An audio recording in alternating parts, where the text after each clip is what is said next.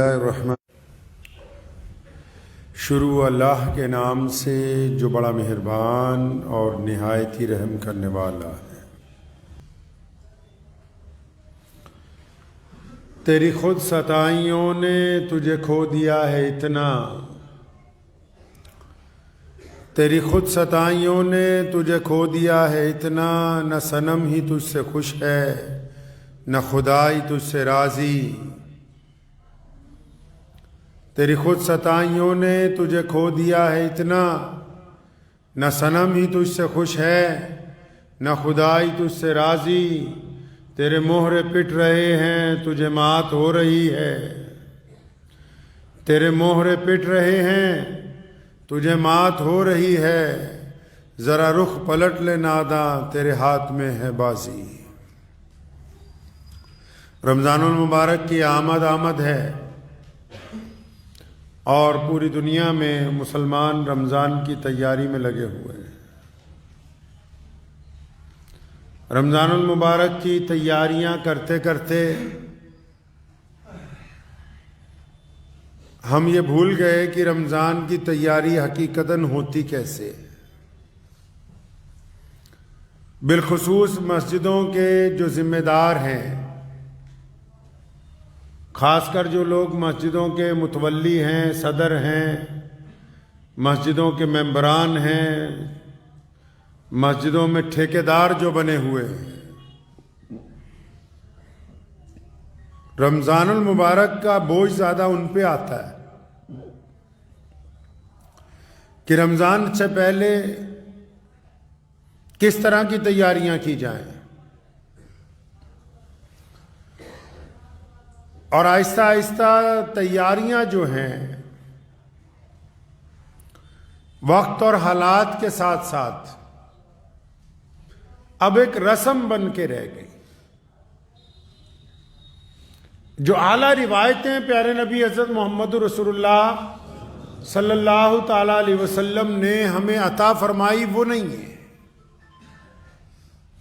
کچھ رسمیں ہیں جن کو نبھا رہے ہیں، ٹھیک ہے، ہر سال رنگ روگن کروانا ہے، کوئی صفائی ستھرائی ہونی چاہیے، عمارت کی کچھ مرمت ہو جائے، کچھ نئی چیزیں خرید لی جائیں، پرانی ہٹا دی جائیں۔ چند رسمیں رہ گئیں جو کہ صرف ظاہری ضرورتوں کے اوپر ٹکی ہوئی ہیں، اور جو اعلیٰ روایتیں پیارے نبی حضرت محمد رسول اللہ صلی اللہ تعالی علیہ وسلم نے عطا فرمائی ان سے بے خبر ہے۔ انسان ویسے وہی ہوتا ہے جس کا دل زندہ ہو۔ لوگ تو بہت ہیں دنیا میں،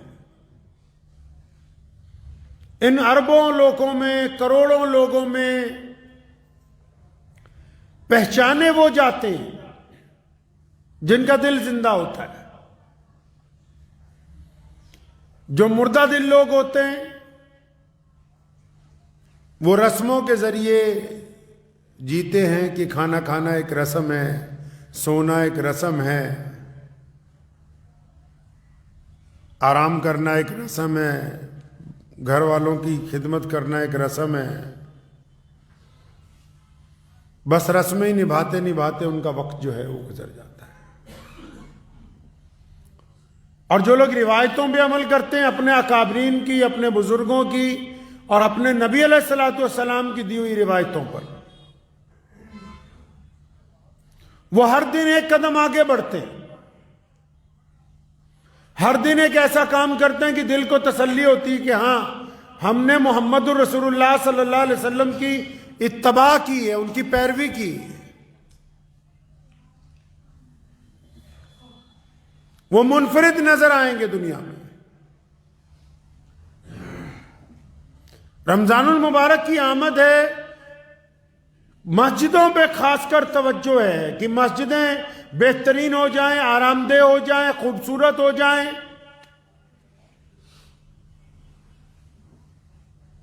ان میں ساز و سامان اچھا ہو، اس میں کوئی دو رائے نہیں ہے۔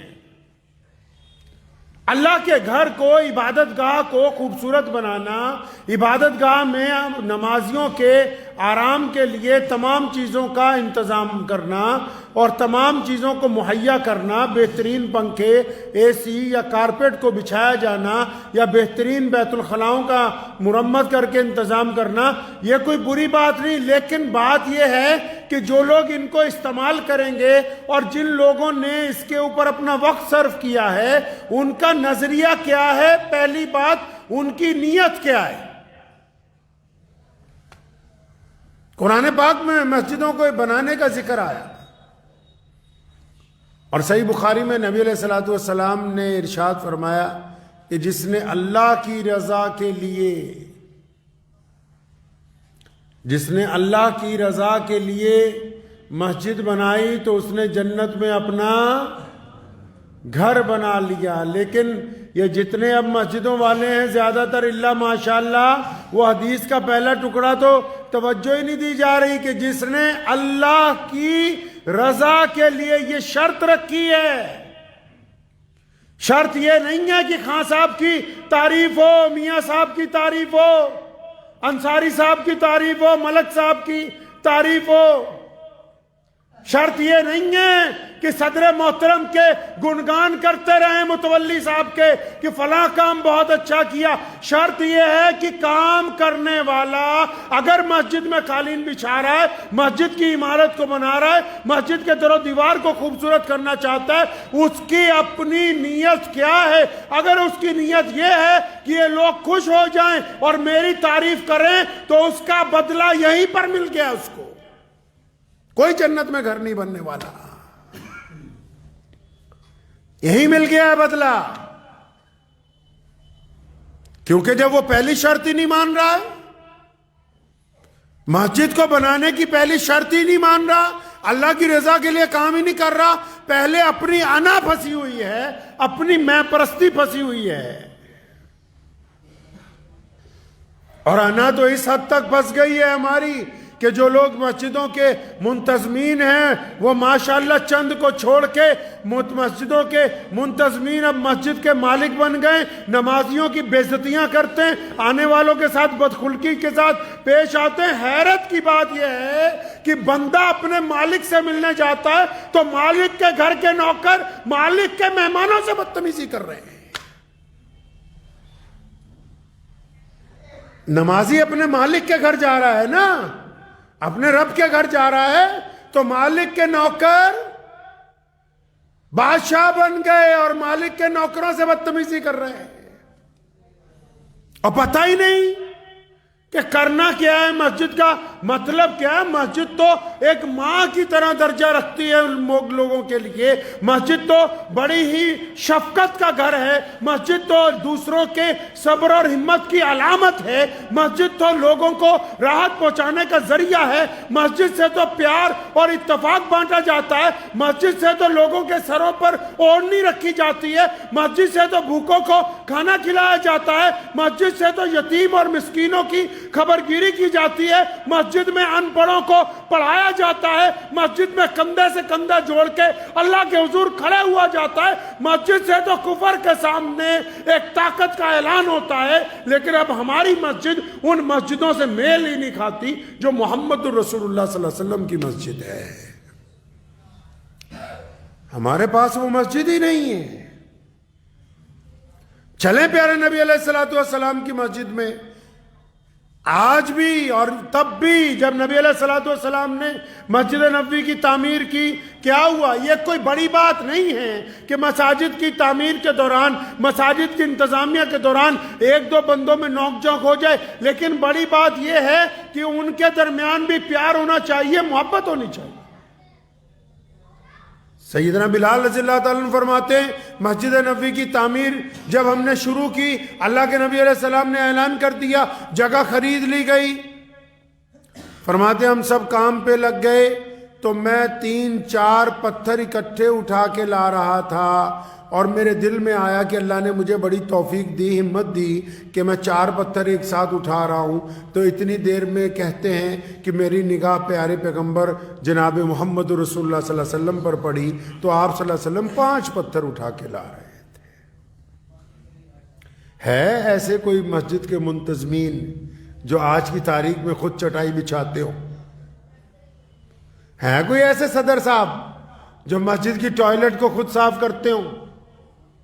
ملا کوئی ایسا ٹرسٹی جو ہاتھ میں پوچھا لے کے لگا ہوا ہو؟ پیارے پیغمبر خود پتھر اٹھا رہے ہیں، اور مسجد کی تعمیر کے دوران اگر کوئی بات ہو جاتی، جس طرح عام ہم لوگ کرتے ہیں، ایک موقع پر کوئی بات ہوئی تو نبی علیہ السلام نے فرمایا حضرت علی رضی اللہ تعالیٰ عنہ سے، علی یہ ہم نے عمار بن یاسر کو خوش کرنا ہے یار۔ مسجد نبوی بنائی گئی، اصحاب صفہ کا چبوترا درمیان میں بنا دیا۔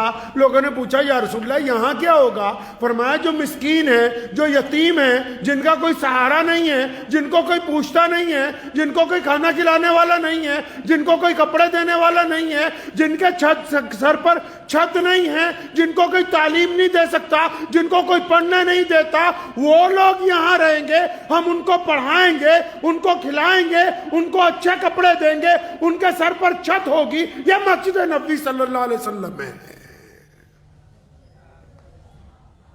یہ تو بولے کہ اگر سفیر بھی آ جائے نا تو ٹرسٹی کہتا ہے مسجد میں نہیں آرام کر سکتا، مسجد میں نہیں کر سکتا آرام، یہ تو صرف نماز پڑھنے کے لیے بنائی ہے۔ محمد الرسول اللہ صلی اللہ علیہ وسلم نے قرآن پاک نے خود سورہ توبہ میں بار بار اس کا ذکر کیا کہ یہ جو نمازیں ہیں، یہ جو رکوع ہیں، یہ جو سجدے ہیں، یہ اتفاق کے لیے مسجد میں قائم کیے گئے تاکہ تم ایک دوسرے کے کندھے سے کندھا ملا کے اپنے رب کے حضور جھکو۔ مسجد تو محبت کی علامت ہے جو محلے میں رہنے والے لوگوں کو آپس میں جوڑتی ہے۔ جب وہ کندھے سے کندھا ملا کے کھڑے ہوتے ہیں تو ان کے دلوں میں سے نفرت ختم ہوتی ہے، برادری واد ختم ہوتا ہے، چھوت چھوت ختم ہوتی ہے، انصاف درمیان میں آتا ہے، خلوص درمیان میں آتا ہے۔ اگر یہ کندھے سے کندھا ملانے کے باوجود بھی آپس میں دلوں میں نفرت ہے تو جماعت ابھی اپنے معراج تک نہیں پہنچی۔ رمضان کی تیاری کرنی ہے، ٹھیک ہے مسجد میں رنگ روگن ہونا چاہیے، ٹھیک ہے مسجد میں نئے قالین بچھنے چاہیے، اچھی بات ہے کہ مسجد میں اے سی لگے ہونے چاہیے، لیکن جو لوگ رمضان کی تیاری جو مسجد والے کر رہے ہیں، جن کو ہم نے اپنا ٹھیکیدار بنا لیا، جن کو کہہ دیا کہ ہاں اچھے بھی ہیں، سارے ہی برے نہیں ہو سکتے، ہاں تم بہتر ہو ہم سے، تم اللہ کے گھر کی خدمت کرو، ہم تمہارے ساتھ کھڑے ہیں۔ کیا یہ خدمت کرنے والوں کو مسجد کی تیاری کے دوران رمضان میں وہ لسٹ یاد ہی نہیں جس میں یہ طے ہو سکے کہ محلے میں نوکری پیشہ لوگ کتنے ہیں جن کی تنخواہ 10-15 ہزار ہے، جو عید کی خوشی نہیں منا سکتے؟ کیا مسجد کے صدر کی، ٹرسٹی کی یہ ذمہ داری نہیں تھی کہ وہ رمضان سے پہلے ایسے لوگوں کی نشاندہی کر لیتا کہ جن کی رمضان کے اندر چھپ کے ہم مدد کرتے؟ لیکن اب جو ہے ساری توجہ رنگ روگن کے اوپر ہے، غریب لوگوں کے اوپر ہماری توجہ نہیں ہے۔ اس کی ذمہ داری نہیں بنتی؟ کیا مسجدوں کا جیوریڈکشن نہیں ہوتا؟ کیا مسجدوں کی حدود نہیں طے کی اللہ تبارک و تعالیٰ نے کہ تمہارے دائیں طرف کون ہے، بائیں طرف کون ہے، آگے کون ہے، پیچھے کون ہے، کون کھا رہا ہے، کون بھوکا ہے، کون مسلمان ہو یا غیر مسلم ہو؟ یہ طے نہیں کیا مسجد کے ذمہ داروں کو کہ آؤ نکل کے دیکھو تو صحیح کہ تمہارے آس پڑوس میں کتنے لوگ بھوکے ہیں جن کو رمضان میں تمہاری ضرورت ہوگی؟ تم ان بھوکوں کی تو بات ہی نہیں کرتے رمضان سے پہلے اپنے پاس بیٹھ کے۔ کیسے بھول جاتے ہو رمضان کی تیاری میں کہ ان لوگوں کی فہرست بھی بنانی ہے کہ جو لوگ تعلیم حاصل کر رہے ہیں لیکن ان کے پاس پیسہ نہیں ہے، وہ تعلیم نہ حاصل کر کے کہیں چائے کے برتن دھو رہے ہیں۔ کیسے بھول گئے ان بچوں کو جو تمہاری مسجد کے محلے میں رہنے والے ہیں، جن کے گھر میں کھانا نہیں ہے، جو تمہاری افطاری کی خالی پلیٹوں کو چن کے وہ سامان گھر کو لے جاتے ہیں؟ تو تمہاری غیرت کہاں مر گئی؟ کس نے تمہیں ان مسجدوں کا ذمہ دار بنایا جو اپنے آس پاس رہنے والے یتیموں کی خبر گیری نہیں رکھ سکتے ہو؟ کیا کہا محمد الرسول اللہ نے؟ سیدنا بلال سے بار بار پوچھتے ابھی کھانا کھانا ہے؟ رسول اللہ بار بار بلال سے پوچھتے کہ سامنے والوں نے کھایا ہے؟ اصحاب صفہ نے کھانا کھایا، دائیں طرف والوں نے کھانا کھایا، جو قیدی بند ہے انہوں نے کھانا کھایا۔ محمد الرسول اللہ نے بار بار ان کو سمجھایا کہ مسجد میں بیٹھ کے کرنا کیا ہے، اس مسجد کی بات ہی نہیں کرتے جو محمد الرسول اللہ کی مسجد۔ 63 سالہ زندگی ہے رسول اللہ کی، 63 سال کی زندگی کو اگر ناپنے جاؤ گے نا تو رسول اللہ کی 3/3 زندگی ساری کی ساری یا تو جب مکے میں تھے بیت اللہ میں گزری، مدینے میں تھے تو مسجد نبوی میں گزری۔ سارے فیصلے، ساری حکمتیں، ساری محبتیں، سارے اعلان، سارے گورنروں کی تقرریاں، غریبوں مسکینوں کی خبر گیری، سب کچھ اگر کہیں ہوا ہے تو مسجد نبوی میں بیٹھ کر کیا ہے۔ وہ مسجد کہاں گئی کہ مسجد والوں نے سال کا حساب لگانے کے لیے بیٹھ گئے کہ اچھا سال میں کتنے پیسے آئے کتنے گئے؟ یہ حساب کس نے لگانا تھا کہ سال میں ہم کتنے بچوں کو پڑھا سکے، کتنے بچوں کی ہم نے ٹیوشن کی فیس دے دی، کتنے بچے ہیں جن کو اسکول میں ہم لوگ وردیاں دیتے رہے، کتنے بچے ہیں جن کو ہم نے MBA IPS IAS کی ڈگری کرنے کے لیے ہم نے خرچ اٹھایا، کتنے بچے ہیں جن کی ماؤں کی پیچھے سے ہم خبر گیری کرتے رہے، اور کتنے ایسے لوگ ہیں سارا سال مسجد نے جن کی یتیمی کو چھپا کر ان کا ساتھ دیا۔ کوئی حساب ہی نہیں تمہارے پاس، کیونکہ توجہ ہے ہی نہیں اس طرف جو محمد الرسول اللہ صلی اللہ علیہ وسلم نے مسجد بنا کے دی ہے۔ ہم تو اس بات پر دستے گریبان ہیں کہ جلدی تراویحاں کہاں ہو جائیں، اور بعض لوگ تو اس حد تک گر گئے نیچے کہ ہمارے گھر میں ہی تراویح کروا دو، ہماری چھت پہ ہی کرا دو، 3 دن کی تراویح کرا دو۔ کس جگہ لکھا ہے اسلام میں کہ قرآن کی سودے بازیاں کرتے رہو؟ کوئی غیر مسلم قرآن کو کچھ کہہ دے وہ بیلا کھڑا ہے اور خود قرآن پاک کی بے حرمتی کرتے رہو، کوئی پوچھنے والا نہیں، کوئی کچھ کہنے والا نہیں۔ جی میاں صاحب اپنے گھر کی چھت پر قرآن کروائیں گے، تمہارے باپ کی جاگیر ہے قرآن، یہ یتیم ہو گیا؟ جو لوگ اللہ کے قرآن سے کھلواڑ کرنا چاہتے ہیں 3 دن میں، 2 دن میں، 7 دن میں، 10 دن میں، 12 دن میں، وہ تم نے جانا کہاں ہے؟ محمد رسول اللہ نے سارے رمضان قرآن سنا اور سنایا ہے، یہ دستور کہاں سے طے کر دیا نیا مساجد کے اندر؟ اس اسلام کی بات کیوں نہیں کرتے جو محمد رسول اللہ نے عطا فرمایا؟ جس اسلام کی مسجدوں کے دروازے لوگوں کے لیے، ارے غیر مسلموں نے آ کے سوال کیا مسجد نبوی میں، مسلمانوں نے نہیں۔ پڑھو امام بخاری کو، غیر مسلموں نے سوال کیا یا رسول اللہ کھانا چاہیے، پیارے پیغمبر کے پیٹ پر پتھر بندھے، کیوں؟ قحط پڑا ہوا کھانا نہیں ہے، اس کو بھی پتہ ہے مانگنے والے کو مدینے میں کھانا نہیں ہے، لیکن اس کا ایمان ہے کہ رسول اللہ کے در پر کوئی چلا جائے گا تو خالی واپس نہیں آئے گا۔ تم سائل تمہارے دروازے پہ آتا ہے اکڑ جاتے ہو، محمد رسول اللہ کے دروازے پہ سائل آیا، رسول اللہ کے پتھر بندھے ہوئے ہیں، پھر بھی اپنے صحابہ کے جرمنٹ کو کہا کون ہے جو اس کو کھانا کھلائے؟ میں جنت میں اعلیٰ کھانے کا وعدہ کرتا ہوں۔ فوراً کھانا لا کے پیش کیا گیا۔ غیر مسلم آتا ہے یا رسول اللہ کپڑے چاہیے، میرے پاس لباس پورا نہیں ہے، کیونکہ اس کا بھی ایمان ہے کہ رسول اللہ کے دروازے پر جاؤں گا تو ننگوں کو کپڑا دیا جائے گا۔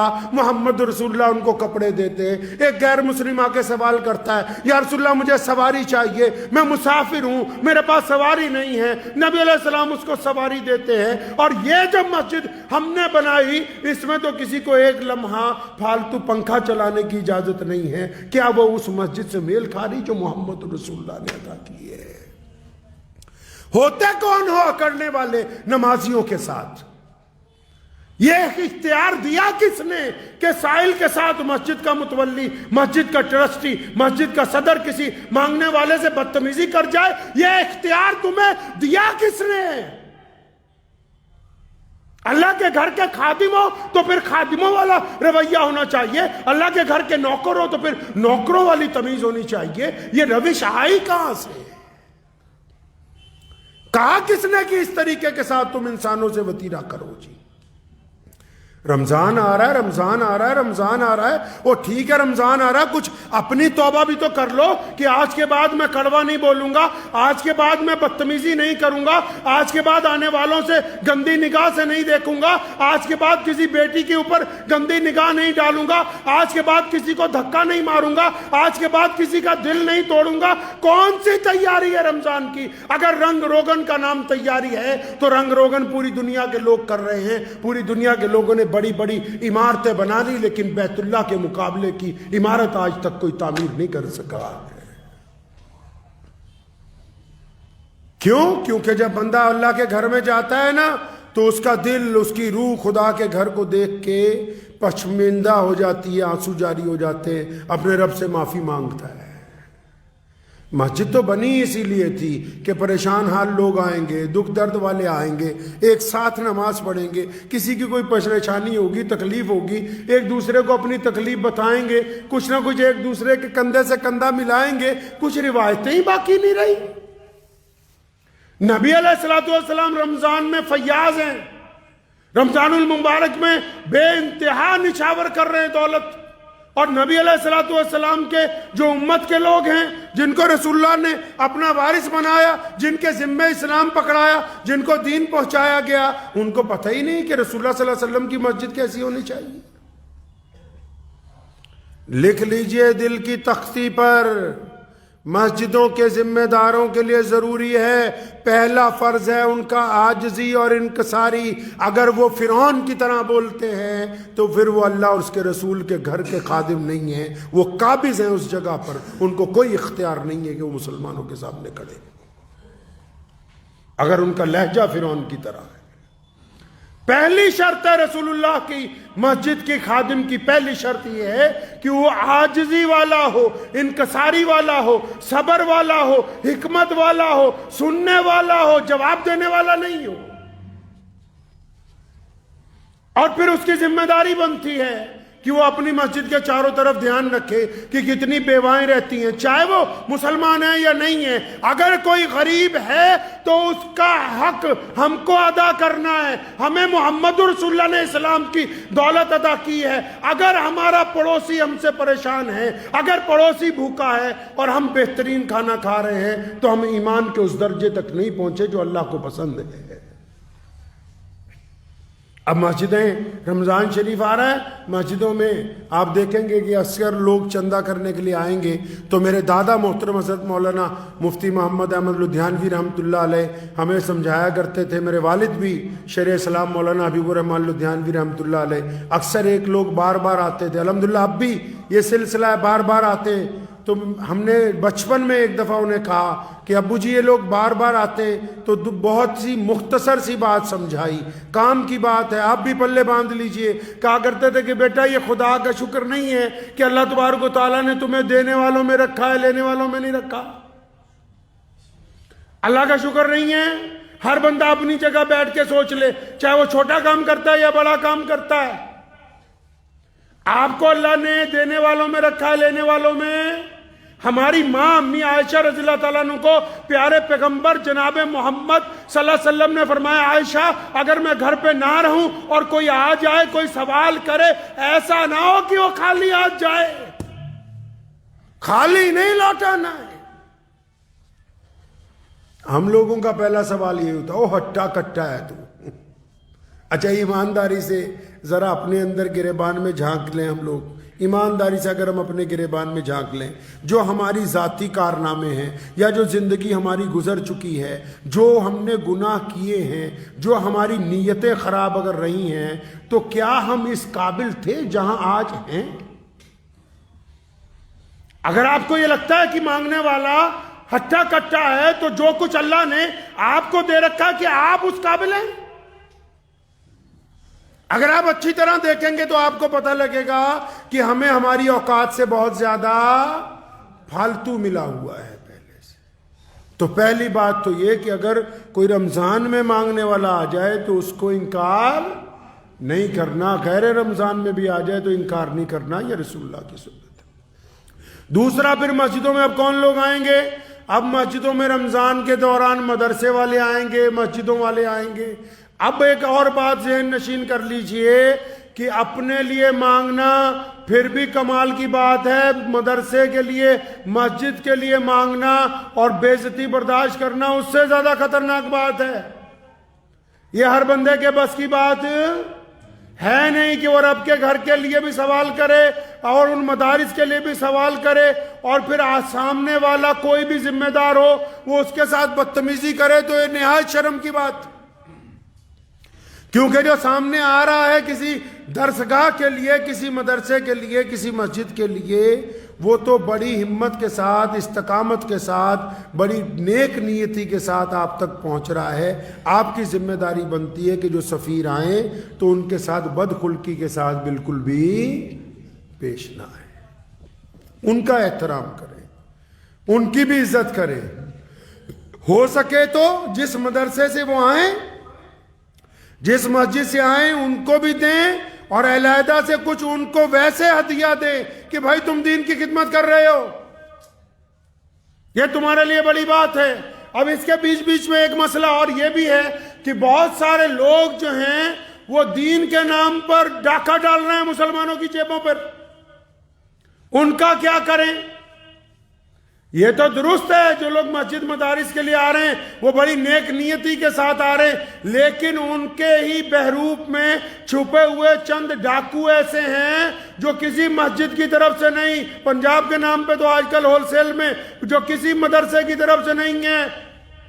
تو مجھے ایک صاحب نے 2-3 سفیر جو ہیں وہ ڈپلیکیٹ پتے پکڑے، انہوں نے تو تصویر بھیجی، بڑی لمبی شمبی داڑھی، پورے شیخ بنے ہوئے، تو مجھے انہوں نے کہا دیکھو جی یہ ملا جی ہیں۔ میں کہا یہ ملا جی نہیں ہے بھائی، کوئی مولوی ملا غلط کام نہیں کرتا، کچھ ڈاکوؤں نے داڑھی رکھ لی ہوتی ہے، وہ ڈاکو غلط کام کرتے ہیں۔ اگر کوئی ایسا بندہ جو رب رسول کے نام پر جھوٹ بول کے آپ کو دھوکہ دے رہا ہو، پھر اس کے خلاف قانون کی کارروائی ہونا دستوری عمل ہے۔ اگر اس کو اصلیت سامنے آنے کے بعد بھی آپ چھوڑ دیں گے تو آپ بھی اللہ اور اس کے رسول کے دشمن ہوں گے۔ کم از کم یہ تو ہو کہ جن جگہ، جن ایمانداری کے ساتھ جن اداروں کو ہم رقم پہنچانا چاہتے ہیں وہاں تک مکمل پہنچنی چاہیے۔ تو اس بات کو ذہن نشین کر لیجئے کہ چند غلط لوگوں کے چکر میں ساروں کی بے عزتی مت کرنے لگیے گا جب تک تصدیق نہ ہو۔ اور آج کل تو بہت آسان ہے، جو بھی کوئی آئے اس کو اپنے علاقے کے کسی بڑے مولوی کا لکھا نہیں ہے تو سیدھی ویڈیو کال کر کے بھائی اپنا مدرسہ مسجد دکھا دو، اللہ اللہ خیر صلی اللہ 2 منٹ کا کام ہے، مکمل ہو جائے گا۔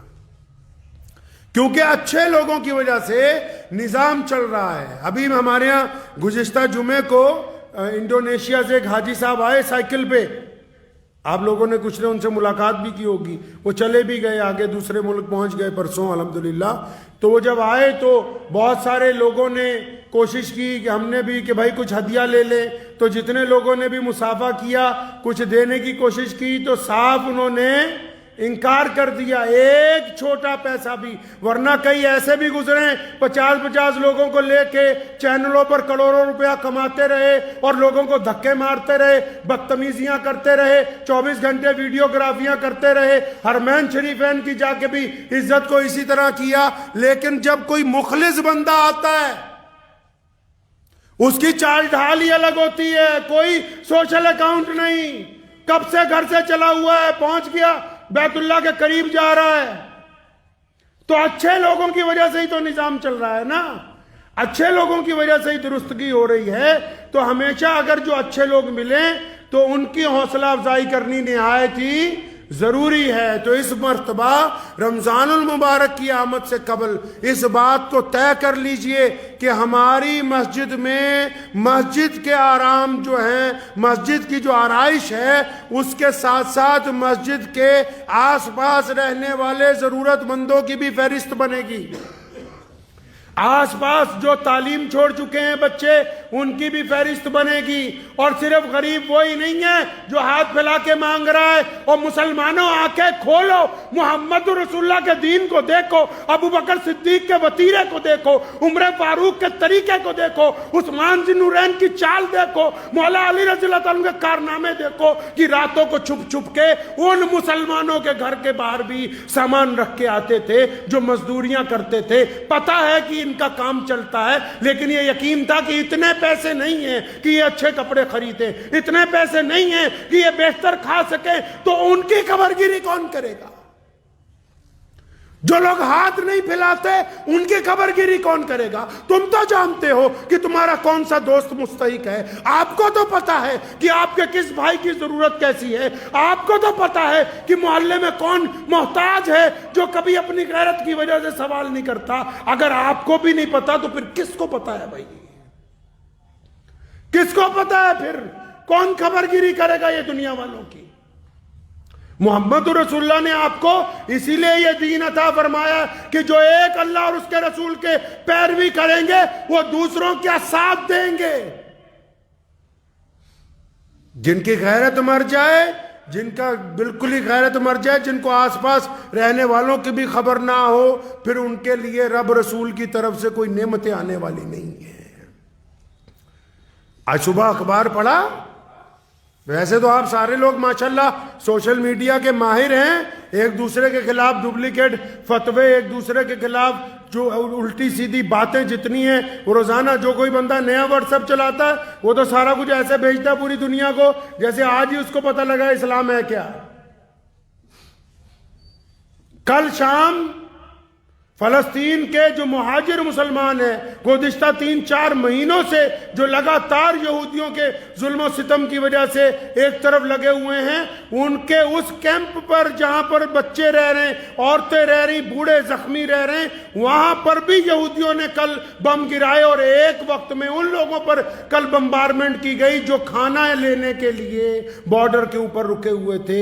140 افراد کو شہید کر دیا گیا، اور تم ابھی اس چکر میں لگے ہوئے ہو کہ سنگ مرمر کون سا لگوانا ہے، قالین کون سے بچھانے، پتھر کون سا خریدا جائے گا بھی ہمارے لیے۔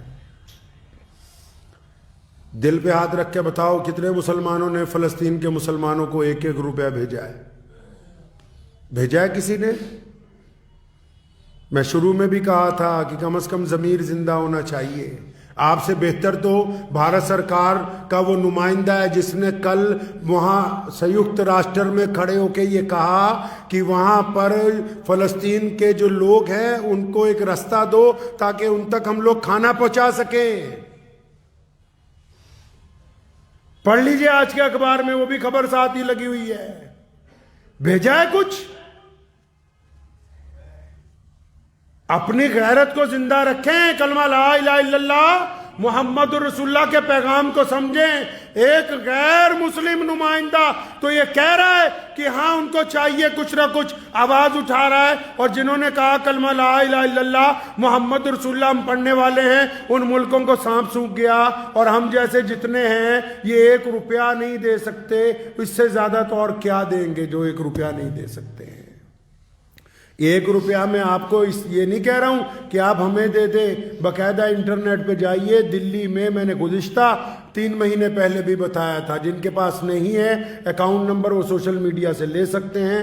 دلی میں فلسطین کی باقاعدہ امبیسی ہے، باقاعدہ ان کا امبیسڈر ہے، آپ چاہے ان کو 2 روپے بھی بھیجیں گے وہ ان کے کھاتے میں جائیں گے، ان مظلوم لوگوں کے کام آئیں گے جو لگاتار جنگ کی حالت میں ہیں، لیکن وہ جنگ کی حالت میں ہونے کے باوجود دنیا کی اس سپر پاور کو دھول چٹا چکے جو یہ کہتے تھے کہ ہم 24 گھنٹے میں کسی کو بھی ختم کر سکتے ہیں، ان یہودیوں کو دھول چٹا سکے ہیں۔ اگر ان مظلوم مسلمانوں کی آپ مدد نہیں کر سکتے اپنے حلال رزق کے ذریعے، تو میرا ماننا یہ ہے کہ نہ آنے والا رمضان ہمیں کوئی فائدہ دینے والا ہے، نہ آنے والی عید جو ہے وہ عید اپنے معیار تک پہنچنے والی ہے۔